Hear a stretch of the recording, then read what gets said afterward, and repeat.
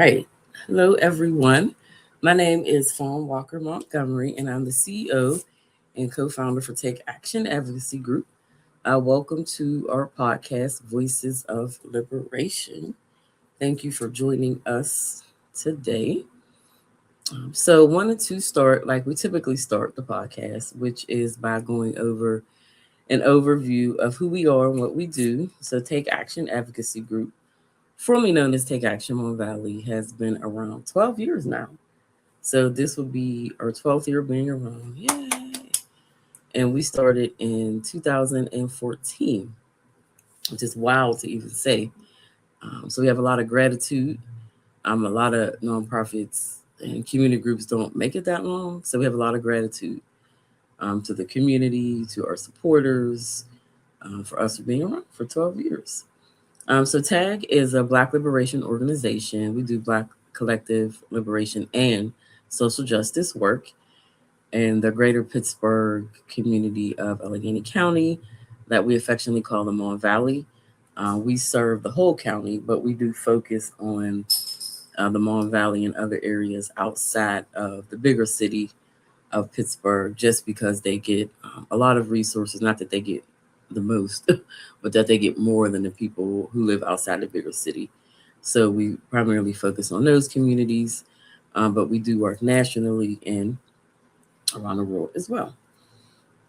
Like I said, we started out in 2014. All of us are family impacted people. The organization started because my cousin Carlos Hudson was murdered along with Jan Randolph here in McKeesport, and his mother, May Hudson Harriet, reached out to me, and I was on city council at that time here in McKeesport. And she said we need to have some meetings and do something about this. So we had a meeting similar to what Autumn Perkins was doing out in Pittsburgh around We Need Justice Too. And we were talking about how the homicides of Black and Brown people were not being solved here in Allegheny County. So that's how we started. And we noticed people were coming from throughout the Mon Valley. So that's how we got the name Take Action Mon Valley. We literally named ourselves. And we started having meetings, and we were a community group for about 6, 7 years. And when we did things, we used our own money. We didn't have funding. We weren't a C3. And then we just evolved into that around 2019, 2020. And then around 2017, we kind of shifted our focus from just focusing on preventative street violence work, because that is how we started, to do more social justice and Black liberation, just because we were doing research and policy reports and started to see the connection between systemic racism and the things that we were fighting, because we don't create the conditions that we live in. So that's when we kind of shifted. And the way we take action, we kept two of our flagship programs. One being our complaint program that we call Social Justice Complaint Program. People call in and we guide them through fighting racism, basically, whether that be for the police, the school, their neighbor, their job. We give them advocacy plans and support them along the way. We are in the process of adjusting that program to make that more of a referral sharing program, where we get one-on-one time with people, give them advice, still give them the advocacy plans, but we won't be as involved as we have been in the past. That program is a flagship program.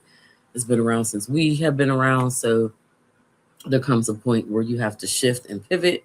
So we'll be shifting and pivoting that program to meet the needs of the community, because we go by what the community tells us and they show us. And they're definitely showing us that they're ready for that program to be shifted more into referral based. We had rapid response with that program. Rapid response meaning if there is an emergency going on. Unfortunately, police or another system may harm people to the point of death or the point of serious injury. So we're still going to keep that, but we are going to adjust our rapid response program within the complaint program. Then we also do trainings, political education on various topics. We do that for our chapter members, and we do various events in the community as well. And then we also have our healing justice. So we do um, wellness sessions where we do yoga and sound baths and meditation and breath work as well. A lot of that grew into our endometriosis support group. I have endometriosis, so A lot of that grew into that support group. So that's our healing justice work.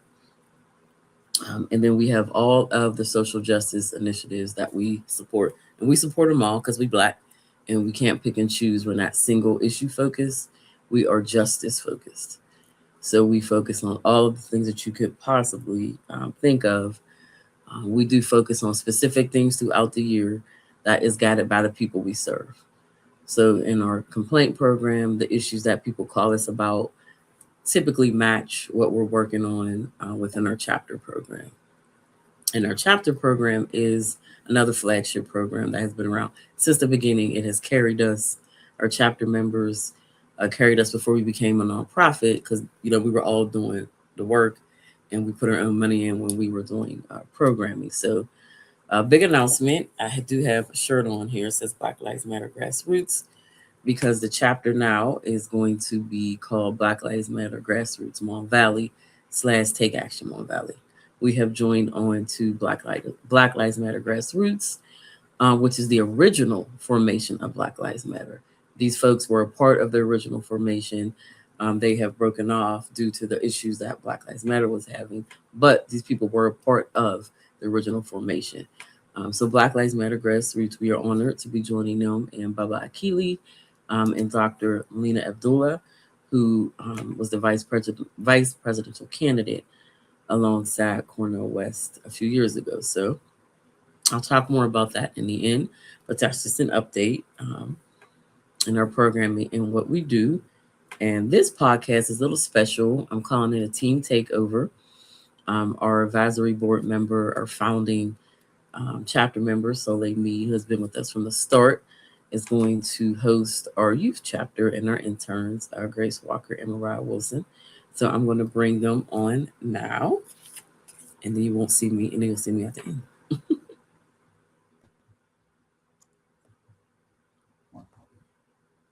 All right. Thanks, Fawn. Thank you. Turn it over to you, Soleil. All right. Well, you all know I am so excited to chat with you all because it is always great to hear what you all have to say about what is going on in our world today. Um, so I want to jump right in and get started. Number one, saying that there is this idea that our youth are only concerned about social media and TikTok dances and what's on their phone, but you all defy those odds, and I love that about you all. And I also love the fact that every single topic that we hit on today, it came from you all. Am I right? Yeah, so you all came up with these questions or with the topics, and I have some questions around the topics. There are real things that are happening right here, right now, in the world that we live in today, that are relevant to all of us. So, the first one I want to touch on is AI. So, we want to talk a little bit about artificial intelligence. Like, is it helping humanity? Is it hurting it?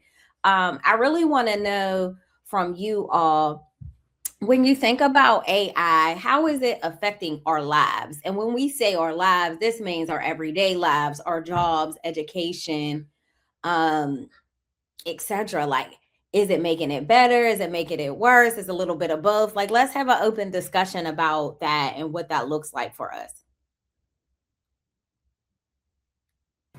Ideally, I would love to say that AI is both good and bad, but for me, the bad severely outweighs any good that AI could be done.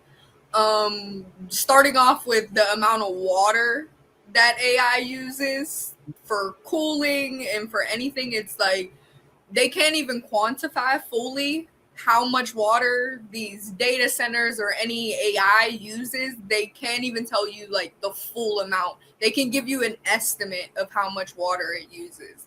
So that as like a first takeaway, like a negative, is already bad in my books. But they also, AI takes away creativity. Now everybody is getting images from AI, just searching what they want, when before you would just get an actual artist who went to school for art to make you these different things. And it's like who's going to be doing these jobs now? Is it just going to be reliant on a computer, or are we actually going to get humans to be able to create art for everybody? Great feedback. Grace, do you have anything on that? Um, Honestly, my opinion, I feel like it's a little bit of both, but I also agree with everything that Mariah said. I do think that AI has made a lot of things easier. For example, maybe like finding information, helping people learn those new skills when it comes to school. Now, nowadays a lot of people use AI in school just to cheat, but AI can be used to study. There's been a lot of instances, especially in college, in my opinion, where some teachers they don't really teach you what you need to know. So you might have to look it up, and there's so many different AIs nowadays. But like ChatGPT Copilot, and that sometimes will teach me better than my teacher. But at the same time, I do think it raises a lot of concerns. A lot of what Mariah talked about, the water thing, I think that's not okay at all. It's a big privacy thing. I don't know if anyone has heard about what AI has been doing when people I came up with, they could call you and you would think it might be a family member, but it's just really someone that came up with your voice and tricked your family members into sending you money. That has happened a lot, and obviously, like you have to use AI to do that. So that is where I do think like AI, the one of the many reasons why AI I do think is absolutely getting worse. I do also think people are becoming way too dependent on it. Like I said, also, and that comes to where college, high school, some people don't write their own essays now. It's all AI. Um, so yeah, I think it's a bit of both. I just really think it depends how people choose to use it. That's great feedback from both of you all. So as I'm listening to you, I hear like the bitter and the sweet side of it. And one of the things that in the digital space, even that I'm in, that I try to make sure to teach people is to use AI responsibly. But I had to sit in what Mariah said because I do still feel like if you see the benefit of it, use it responsibly. But whenever you look at, and we talk about systems a lot in the big systems. So when you think about the government and big businesses that are running all of this, where's your due diligence to tell us that, okay, if you run 5 prompts a day, then it's equivalent to, I guess, like a glass of water, which is the amount of resources that might be used when you drive 20 miles, right? Like they're not giving us even that level of understanding about how we can utilize it responsible to protect our assets here. So it's almost like it makes it so hard for us to lean into something fully that could be beneficial whenever the powers, quote, air quotes, big ones, like are not helping us to even help ourselves so we can use it responsibly and not use all of our water and not pollute our air and things like that. So definitely think you all had some great points. So are y'all listening to AI music? Or do you know if you're listening to AI music?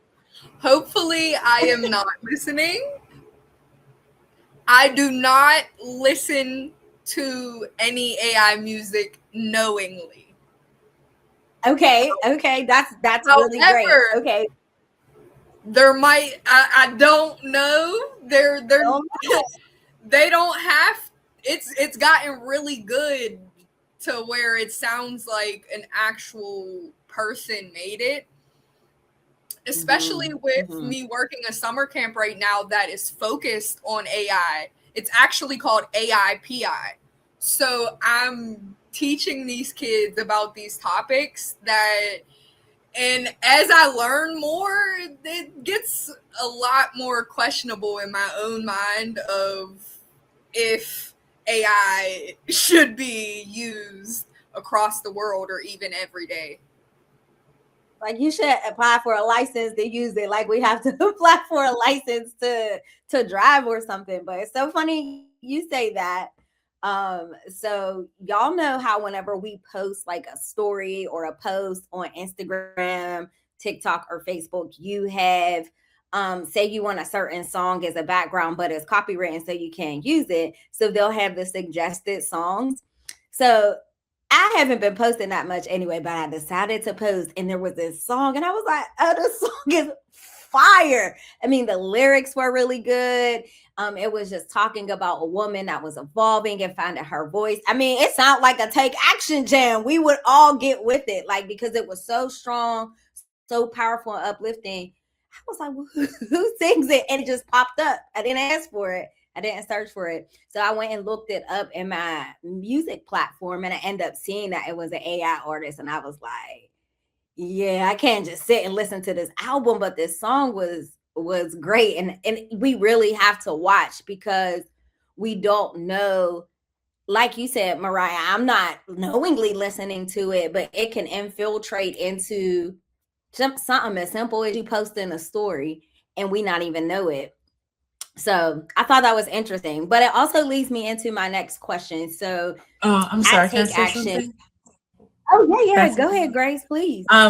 No, I was just gonna say, like, with the music thing, like, I've definitely been tricked a couple times, and I would literally be like, "Oh my gosh, this is an AI song. This is not real." Um, but I forgot to add something in that, like, the first question. There has been like so many times where people have like fallen in love with these AIs too, and I saw a recent story of like how this woman had killed herself because the AI told her to.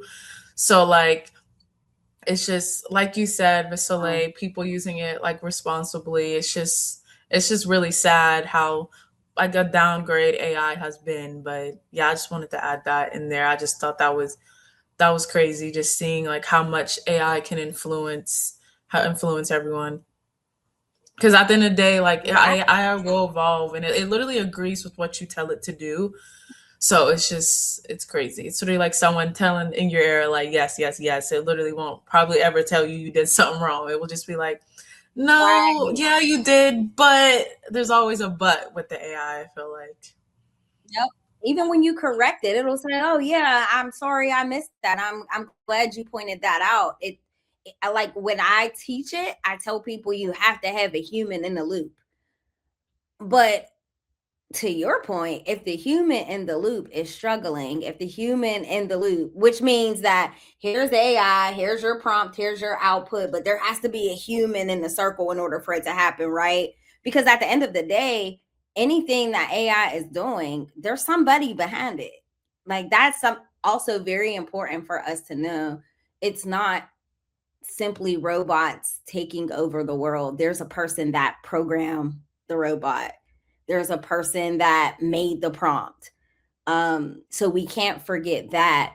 But if the human that is in the loop is struggling, if the human in the loop is isolated and they don't have anyone to talk to, then that is a biased conversation that you're having with the AI platform that's telling you that everything is okay, and possibly recommending ways in which you could potentially harm. Like it could get deep. It could get deep. So let's switch and continue to talk about this before we move to the next topic, because one of the reasons why I love being a part of Take Action is living, being from a key sport, having pride in where I'm from, but also seeing some of um, the violence and different things that's happened in the city that we live in now or grew up in. It was hard to continuously see things but not know how to put words or action to something being done, right? So you would know something was dead wrong, but it's like, what do I do about it? And that's why I love Take Action, because ever since it started, it gave me a space to point out things like that's not right, that shouldn't be done. So that is at the heart of what we do. So there are a couple things I want to see if you all know about flock cameras. Like, have y'all ever heard of flock cameras? And even historically with Take Action, um, we have spoken against AI and how it has been harmful with facial recognition, against Black people, um, they were using it during protests and things like that. So when we think about AI in the lens of the work that we do, what are your thoughts on like flock cameras, AI powered surveillance, the facial recognition? And if you know about flock cameras, tell the audience what they are before you respond, and I'll hand it over to y'all. So flock cameras are like traffic cameras. That's what they're advertised to be. Traffic cameras, and they have the police force has direct access to flock surveillance, which has facial recognition and like license plate readers and things like that. But I just am totally against them. When I first learned about flock cameras was because it falsely identified a lady as a suspect in a white lady in as a suspect in the porch pirate epidemic. They identified her as a porch pirate, and it was not her at all. It was another white lady with blonde hair. I also saw another instance where it was a young black boy, and I'm pretty sure he was walking on a school campus, and the AI detected that he had a gun in his pocket, and whenever he was like tackled to the ground, and he never had a gun. It was a crumpled bag of Doritos. So I haven't heard a good instance of this flock camera usage. I've only seen the bad about the false identifications or of anything, not just like of people false identifying, but objects it false identified. That's wow. I didn't know those stories. Thank you for sharing that, Mariah. That's terrible. It seems like yet another way and method in which the police can target people. Like we need another way. We don't, especially if it's not solid. Grace, what do you have on this? Anything? Yeah, so honestly, I feel like I haven't like personally heard like too much about flock cameras. Um, but I do think that it does like a lot of it can come down to that privacy thing again. I really do think there should be like really clear rules about who can access the footage, um, and how long it's kept and used. I don't think that it should be something that's like abused or used unfairly. Yeah, that's a great point, Grace. So when I was reviewing these questions, I had to do my own personal research on flock cameras because I had like a limited understanding of what they were. And one of the things that stood out is similar to what you said, like who has access to it. And that was one of the questions that I asked Google. And I'm like, well, who could get a flock camera? Can I go buy one for my block? And nope, it is only for like government agencies, police. So once again, it's put in the hands of particular people that have a certain level of power. I mean, now we'll be asking for the footage from the flock camera, and the fact that it's so it's not well known right now. Some of us wouldn't even know to ask. That's why it's important that we have discussions like this, so we're educating our community of some of the things that might be out there. The other thing that I noticed is, y'all tell me if you agree, but any type of AI tool that I use, when I use it, it always pops up and reminds me to double check my work. That AI can produce inaccuracies, that it gives all these clauses and disclaimers that really attest to the fact that sometimes and we, in the digital world, we call it hallucination. Sometimes it hallucinates and it does not give you correct information. It made me think about how impactful that would be on a flock camera if you have the wrong license plate, because it said that the flock camera is like Mariah said, focuses in on details like license plate numbers, objects and things of that nature. So if I know that you can pull and hallucinate information on a regular basis, how can we have trust in a flock camera being responsible for public safety or surveillance? It's kind of tough. Speaking on the hallucinations, if I was working on using Claude the other day and it was on a topic that I knew like intimately, I was very knowledgeable about, and I realized some of the details weren't adding up with like what I knew to be true. So I asked it like, hey, some of these facts are wrong, and the answer that it gave me was, hey, you caught me, which is not funny. Which is not That's what wild. I thought it would say. You caught me, like one is about mistakes. Like, Yeah, why, it's if definitely you knew warning that it you. was wrong, then why put it in there? It's That language is crazy. harmful. And so you caught me. Like, you're doing something wrong over there.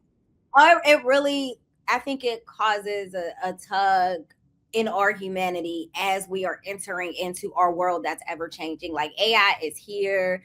Like I believe Grace mentioned, how education, it's helpful to study. I mean, I helped someone study for the real estate exam using an AI tool, and I'm waiting to hear back from her to let me know that she aced it, because it was fluid for her. But then you have, people who are using it to write their papers, and it's just a lot. So we're going to move to the next topic. But before we do, is there any final comments that you all have to share on AI and its place in our lives right now?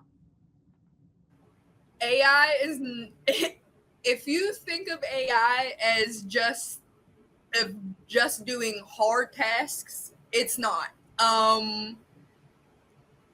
AI is in drive-throughs. In Bojangles in North Carolina, you don't get a human on your drive-through. It's a AI that answers you in the drive-through. So you're not even speaking to an actual person. You're speaking to an AI. So just wanted to make it aware that AI is used in a multitude of different things, from just like the smallest thing to the biggest thing. Yeah, Great to add on point. to what Mariah said about the fast food, I was also gonna bring that up too. Like, I do think that some jobs should have that human interaction. Like, in my opinion, fast food, like, I went to Panda Express, and if you need to add something, it literally won't know what you're talking about, and then you have to bring to an employee. But in instances like that, that's just where a human should be. I also think that also just ties back to also just these big corporations becoming lazy also. So yeah. Yeah, it's really, really great things that we've discussed on this topic to give people some education and enlightenment on what's going on, and for us to reflect on how we're utilizing it, if we're utilizing it. So thank you all for your comments. So let's talk about the next topic you all had, the World Cup. So if I'm correct, I believe the World Cup just ended maybe a couple days ago here in the US. So let's talk about that. That was a big thing. We hosted here in the US the World Cup. What were your thoughts on us hosting it, given the current political climate? Honestly, with us, but it has this global effect. What are y'all thoughts on that? Well, before even thinking about uh, po- politics, I was wondering why we were hosting, because soccer isn't a big sport in America specifically. Like, we are not people, like, football is what everybody else calls it, but we call it soccer. Like, we're not even focused on the game. A lot of people don't even know the game of soccer. So that was just my first thought, well, why are we hosting it? But then I heard some people couldn't even get visas to get into America for the World Cup. Like some teams, I want to say it was Iran's team, but there was a Middle Eastern team that I want to say they had a really tough time to get their players, not even supporters, but their players to come over. Because the World Cup wasn't just hosted in the United States. It was hosted across Canada, US, and Mexico.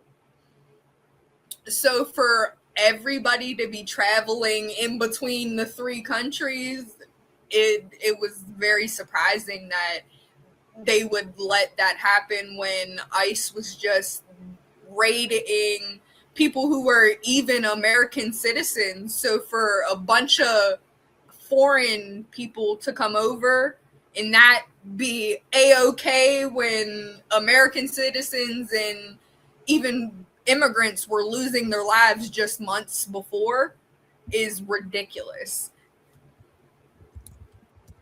Wow. Grace, you could chime in. Yeah. So yeah, I feel like that's a really good question because I think there's like so many different things going on in the country right now. I know events like the World Cup, a lot of those are planned many years in advance. So I know it's probably not easy to change that, but I do wonder if they could adjust the timing just because of everything that's going on in the world right now. Like I do wonder if they maybe could have changed that. And I also agree with like everything that Mariah said too. Spain just won the World Cup. I want to say it was yesterday. It was the last game that they won. Spain won the World Cup. And Trump was in the picture with all of the players. However, whenever the picture was posted by the team that won and by FIFA, which is the organization that holds this event, they both cropped out Trump on both of their posts. The players didn't even want Trump to be up on the stage with them, but of course he made himself accepted up there. It's so interesting. You all brought up so many points. It makes me think my mom used to say things that make you go, like literally listening to what you all said. I'm like, so what was that about? Like, why was it here? And where was the dialogue of, I mean, because when you look at our government right now, since the beginning of our, new regimen in office again, we've been dealing with this. I mean, heavy restrictions. I mean, we have a lot of places that don't, will have complications traveling to as Americans and as well coming in. I just looked it up while we were on, talking on the topic, and it was saying that there were teams that were like detained, questioned, and turned away from the border, even though they had valid visas. But that's like a thing in the US right now because of the current administration. And it makes me think about what Grace said is, we know that usually these things are set years in advance, which I honestly want to research that right now because like how long ago, like when was it announced? And I mean, we all that are on this call have had leadership positions and we've had to pivot before. And I granted, now we're not running things on this a global scale of the World Cup, but isn't that the purpose of having like leaders in positions that can assess the safety of the situation and the systems and how everything flows to make sure, everything is flowing well? It really makes you think. Have you all heard of any positive outcomes like in the certain cities? Like it happened in a lot of large scale cities across the US. So any positive economic outcomes or like cultural community festivals or, Black businesses that have, got a lot of attention from it. Anyone hear anything of that nature? Yeah, that I would say that is definitely a highlight of all of these foreigners coming over. America, to them, before, I didn't know that we have such bad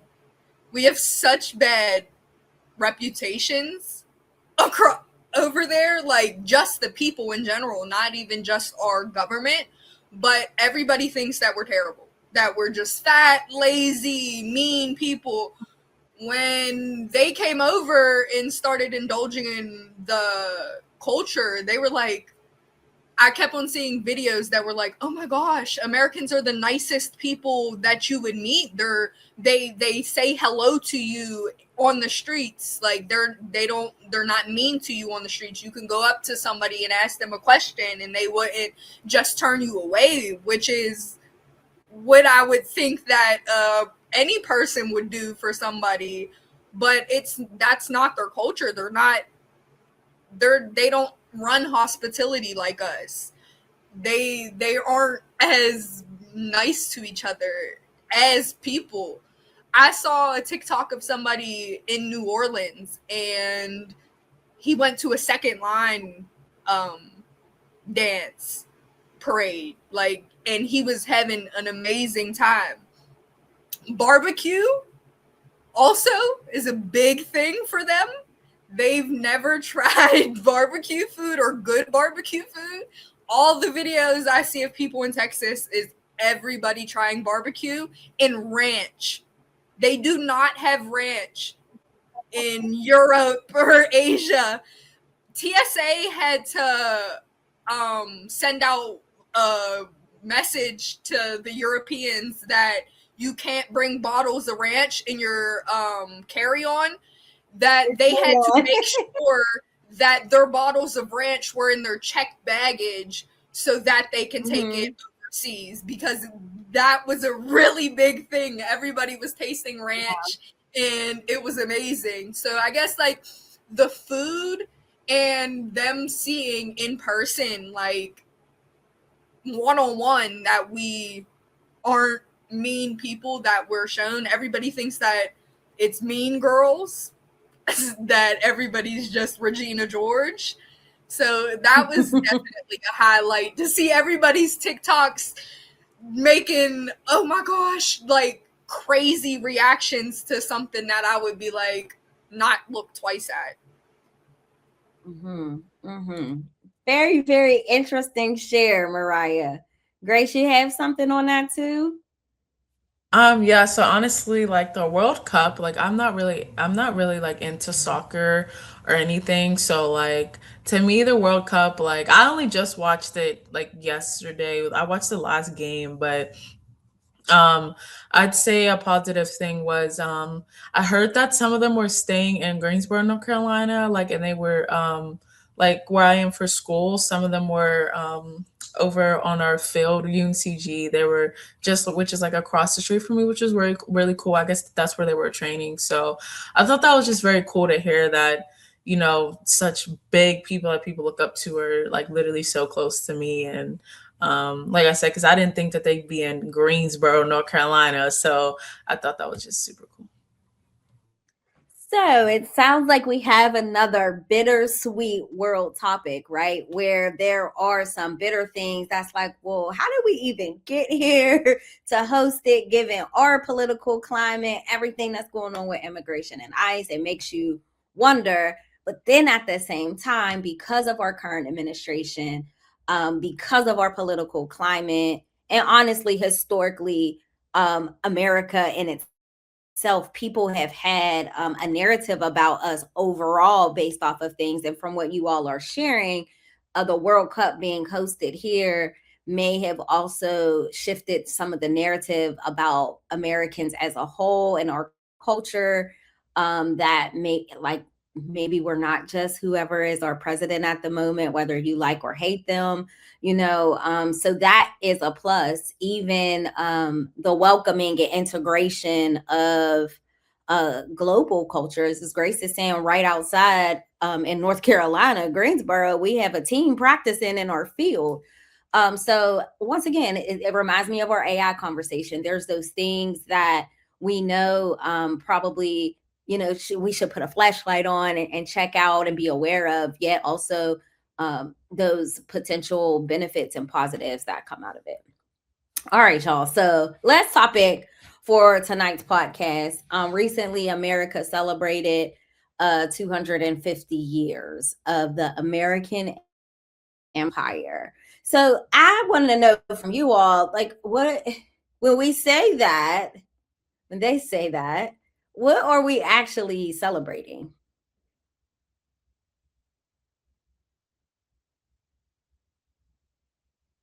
Um, I think, well, what we're supposed to be celebrating, I think, as the country is like a whole. But I know that that history includes a lot of people's different experiences.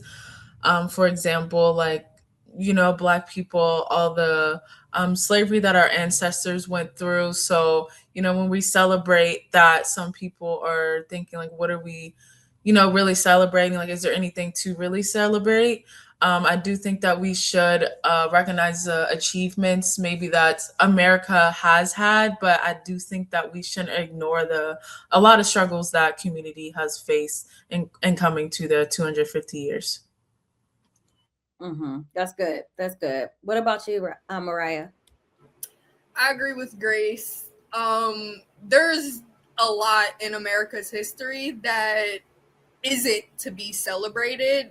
So 250 years, I wouldn't say is worth celebrating. It started off on everything bad, native genocide and slavery.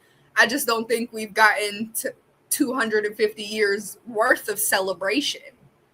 Um, there's stuff to be celebrated, but there's also a lot to not be celebrated for it to be a big monumental 250 years, because those 250 years do not need to, all of them don't need to be celebrated. So highlights, yes, I think we should look forward to the future, but celebrating the past for me is a little forward word. Celebrating is a big term for everything that went on in the United States. I don't think celebration would be a word that should be used for the last 250 years. That's good. That's very good.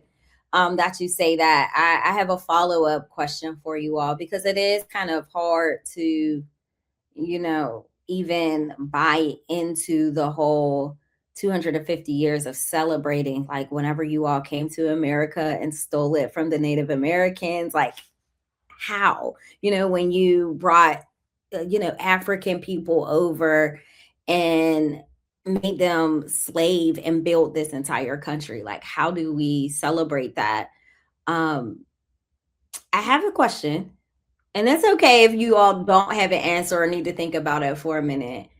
But I know one of our questions is, like, what would we hope that America would look like or be able to do different in the next 25 to 50 years for Black people, for Native American people, for marginalized people who tend to fall under the radar. And then my bonus question is, would a level of accountability from our country that is promoting this celebration of 250 years, would a measure of accountability make us, I mean, I'm not saying it's going to put us in a celebratory mode, but I think a lot of us were just like, yeah, y'all got that. That's y'all celebration, not ours. With a measure of accountability. We know we've done wrong, and there's been these terrible things that we have done, and you can't call them mistakes. Please don't do that to us, right? But and we own that. and we also celebrate the things that we've been able to do well. Would that make a difference in how this is being discussed or even portrayed? I would say accountability would make it a little, I wouldn't say better, but more easy for everybody. Because accountability, I feel like for them or for America would be making it known, like very outwardly known, of the wrong that has been done. Because I feel Mhm. like the wrong that has been done historically and generationally is talked about, but it's censored. Um, Mhm. you don't understand the how deep things got until you learn the actual truth instead of the censored truth. Like Mount Mhm. Rushmore before was a Native American monument called the Six Grandfathers. It was a natural Mhm. formation before that. Like in school, the things that were done in slavery are censored.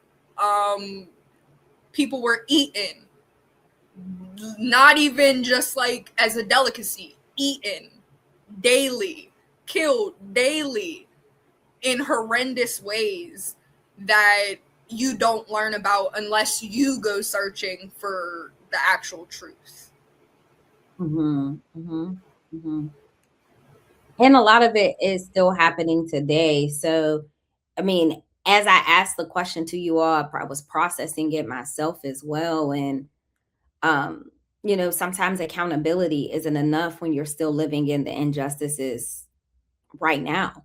Like, yes, it happened to our ancestors, but we, in a sense, are unfortunately building our own stories that will be the future generations ancestors that we couldn't breathe because the police shot us or choked the life out of us and we were unarmed, and all of the different things that are still happening today, but it's just wrapped different. You got technology around it, you have systems that have been built around it, and it's really really hard to celebrate or even to allow accountability to make it, like how you said it kind of, you can take it easier. They say like it makes it easier to swallow, but it kind of doesn't. We deserve the accountability, but we also deserve change. One of the organizations that has been working on this narrative that is against this whole celebration of 250 years is Not Another 250. And on their website, it says they're a movement of people committed to a simple promise of not another 250 years of the same injustices. Day one is for anyone who believes in naming the harms of the past and building a future that includes land back and reparations where all people can thrive. So there comes in that idea of not just accountability, but transformation, um, and responsibility, and reparations for what's been done. And it's something that we have been fighting for a long time, but yet we're celebrating 250 years. So, Grace, do you have anything on this topic? I see we have Fawn back. This probably means that we're at about time, which just was so good. I probably could still go on and continuing to talk to you all, but I don't want to take away if you had anything to add about this particular topic. Yeah, just to piggyback off of what you all said, like I do think that accountability is something that definitely needs to happen. And also back to what Mariah said about a lot of things being censored in our high school. Like I just remember firsthand a lot of that being censored. And I know that say they were to take accountability, they want forgiveness. But in my opinion, like everyone has different types of forgiveness. I know a lot of people say you can forgive but not forget.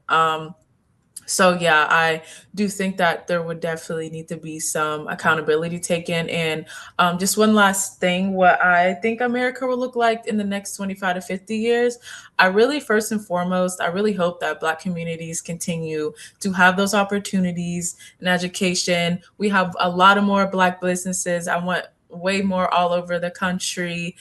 I really like to see less inequality because obviously, we go through a lot of that. And I really want more investment in our communities. I know nowadays we see a lot of investment in those white communities, or so we need a lot of more investment on those Black communities. I just really want the future generations to have more opportunities. And I really hope that we continue to have more conversation like these, because I really feel like that will lead to more change instead of people saying they'll do something and then we get the same thing over and over. So good, Grace. Thank you so much, Grace and Mariah. You all were excellent. We value and appreciate your voice. And I'm going to turn it back over to Fawn. All right. Thank you all so much. Give you all yourselves a hand clap. You all did great.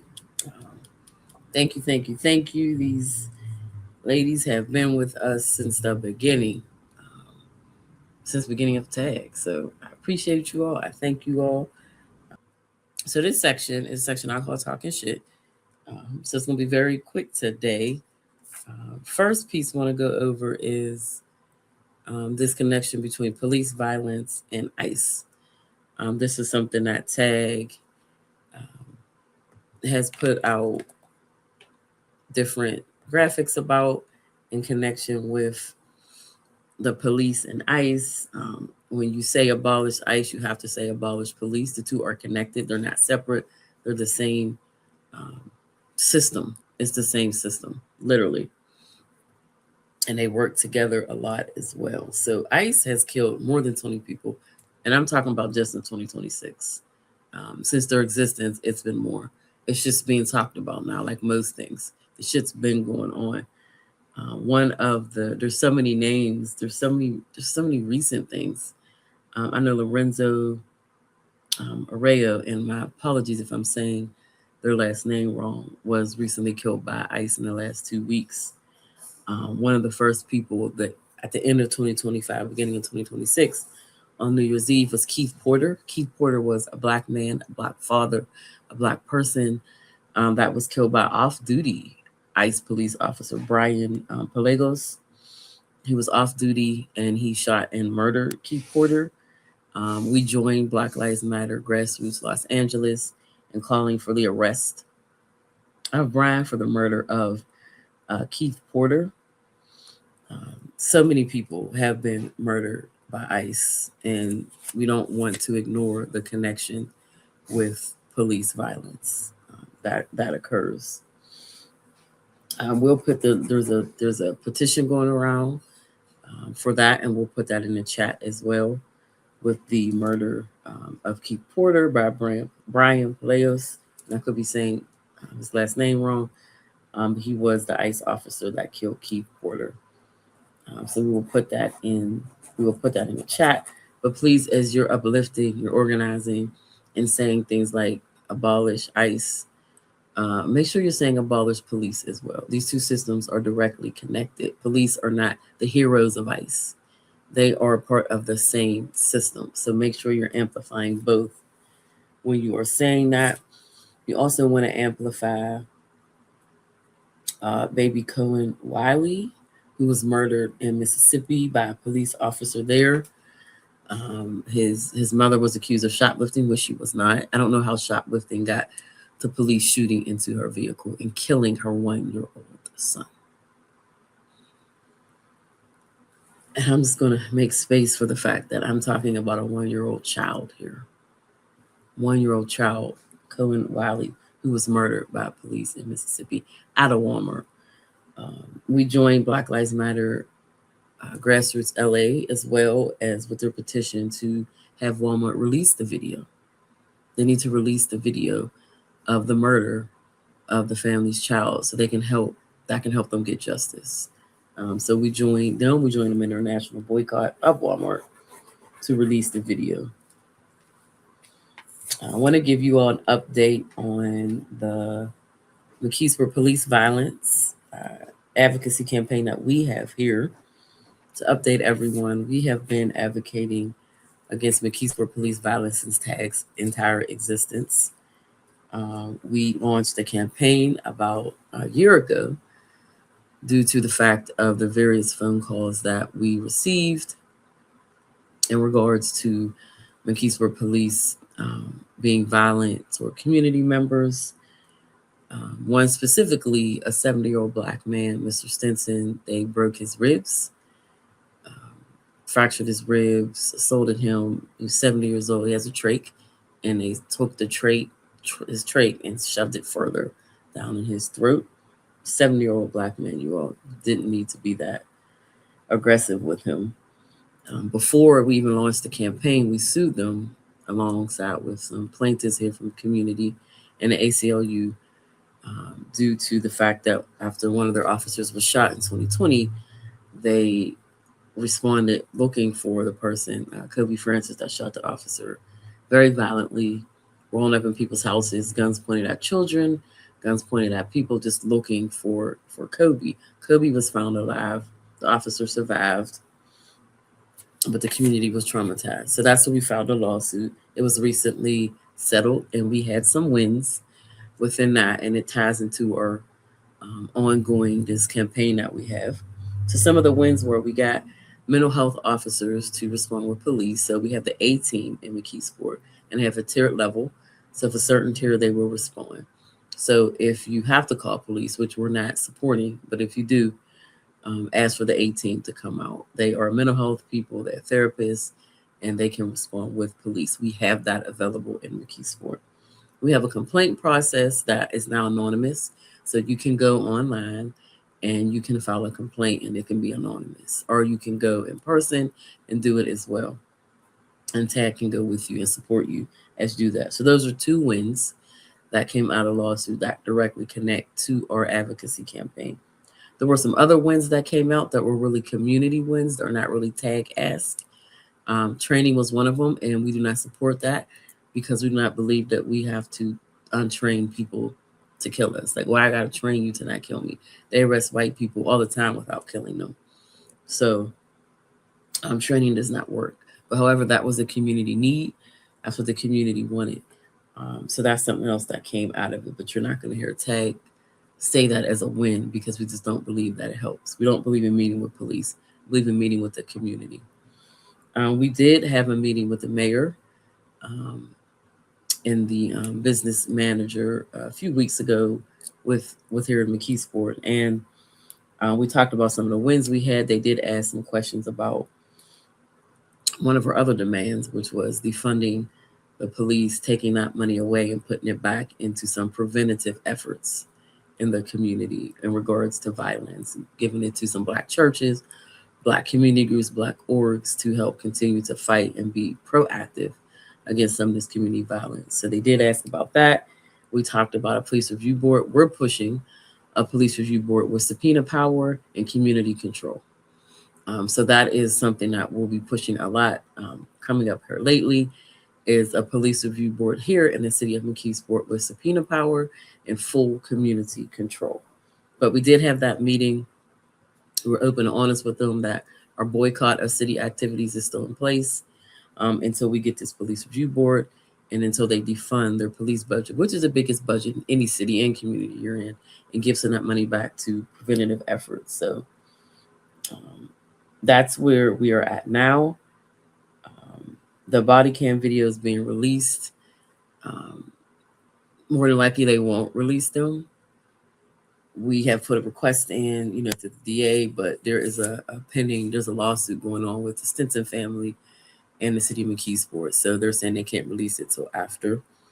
The officers will not be terminated because they claim they investigated and they called in the FBI and they claim nothing was done wrong. We completely disagree with that, but that's where they're at with it. One of the officers just left on their own.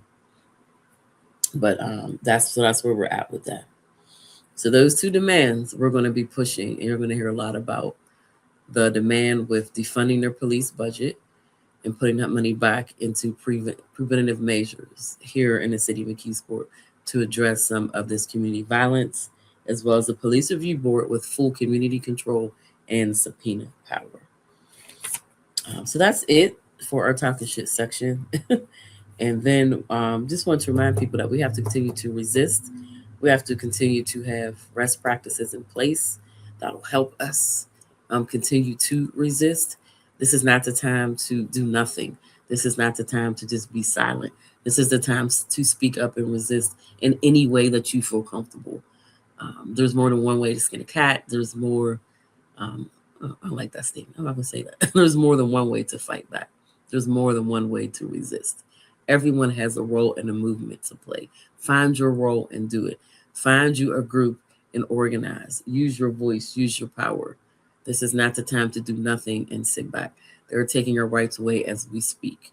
The voting rights, things are happening on a daily basis. Pay attention to those things and make sure that you continue to resist and use your voice, even if it shakes. Do it scared. Ashe, ashe, ashe. Thank you all for joining us.